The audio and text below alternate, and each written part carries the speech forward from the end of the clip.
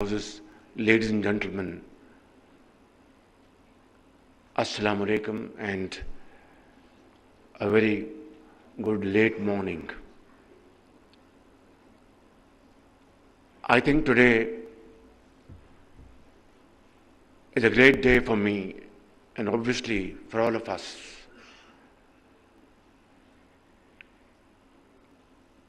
Here is a galaxy of people belonging to various walks of life, and you can tell from their faces that they have been deeply involved and absorbed throughout the proceedings of today. I will not go into repetition. A brilliant presentation was made by Dr. Musaddiq Malik and a very wonderful speech by our brother from Saudi Arabia. Captain Mahmood made his points very well, and Mr. Mark Bistro spoke in a very frank manner and a very heartwarming and heart-touching speech from the Chief Army Staff.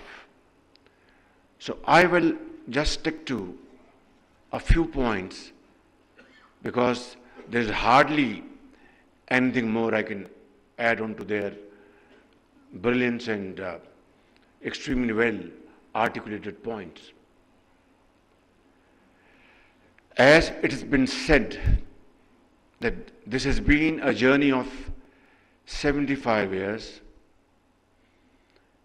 it has been mentioned that we have with us deposits worth $6 trillion. $6 trillion. Imagine $6 trillion, and yet where we stand today. I will just make a few points to explain my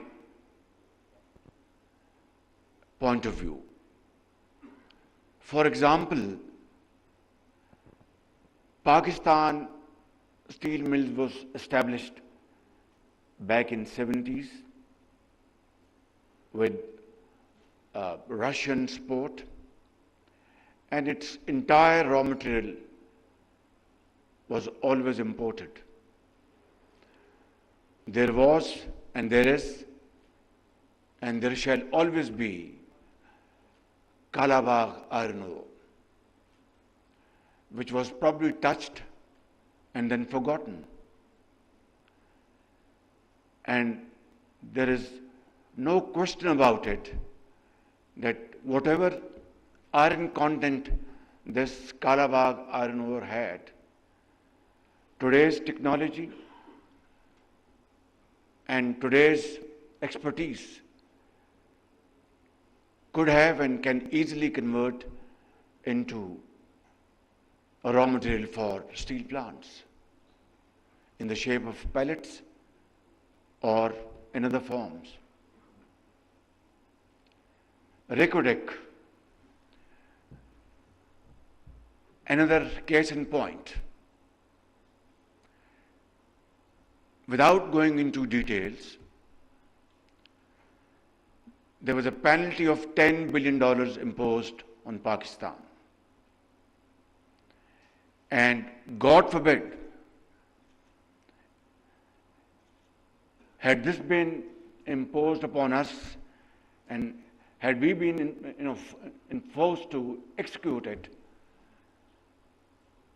we would have lost our entire foreign exchange and yet not have been able to meet this challenge. Look at Tharkol, the largest or one of the largest coal deposits around the globe. Alhamdulillah, today one can say with a sense of pride and achievement that this has been now converted into wealth for Pakistan. But where were we as a nation for the last 75 years? Were we beholden to certain cartels or not able to explore this huge wealth of Pakistan for the well-being of the people of Pakistan for certain pressures, political reasons, or what? Is a question to be looked into deeply. Look at Cheniot iron ore, another deposit which belongs to the poor people of Pakistan and was subjected to worst kind of pilferage and corruption and corrupt practices. I will not mention names here because that is not the intent and purpose of this meeting. Because today is the day to learn our lesson from the past and now move forward in unison. But let me say a couple of things about Cheniot iron ore. It was the project, the entire project was handed over on a platter to a Pakistani residing in overseas, relative to one of those very influential people at that point in time, had no credentials, had no business history, and there was no bidding. It was simply handed over to him. And then what happened was that there was government changed, the matter was taken, the contract was rescinded, the matter went to the court of law. It took years, and finally the court of law decided that this was nothing but loot and plunder of the resources of the poor people of Pakistan. And then the matter went to Supreme Court, and that gentleman withdrew his application or petition or appeal, and nothing happened. NAB was nabbing only those who were opposed to the government of the day, and not those who had looted and plundered the scarce wealth of the people of Pakistan. So, ladies and gentlemen, this is the story, heart-wrenching story of our journey of 75 years. You cannot blame anybody else except our own self. Those governments, those who are given the responsibility of serving the cause of the people of Pakistan. So this is how we have wasted time, resources and energies which should have been dedicated for the well-being and prosperity of the people of Pakistan. Today is a day, I would say, that these wonderful speeches, presentations, now have to be converted into action.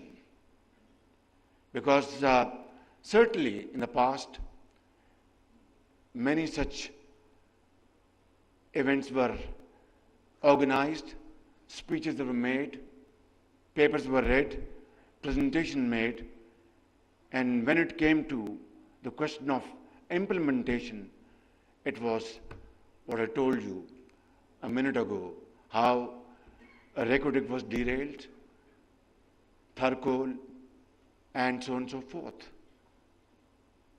And I think, ladies and gentlemen, believe me, And this I'm saying without any fear of contradiction, that if we decide today that what we have seen in this presentation, what has been spoken about,